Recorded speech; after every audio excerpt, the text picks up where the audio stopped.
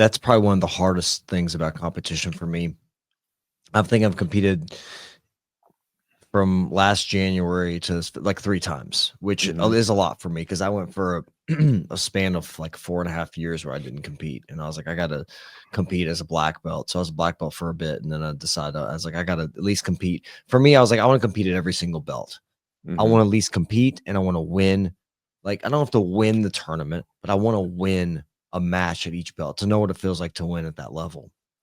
And I feel like the frequency of competition, like when you compete, like it starts to, you still have nerves, but the nerves aren't as intense and you're Right. better able to manage them.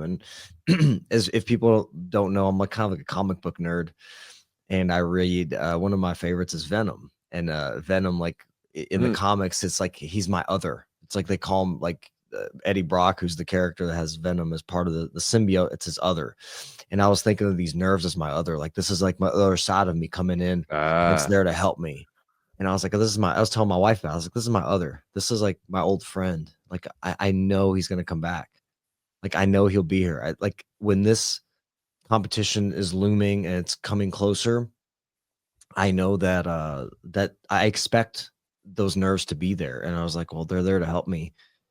And I need to welcome them and not suppress them. And so that was the big thing for me. And I had a few quotes that in my head that I was kept repeating, like a little mantra that I kept repeating that helped me as well to kind of just stay focused before my matches. But like I just expected the anxiety and I expected the nerves, and I welcomed them this time.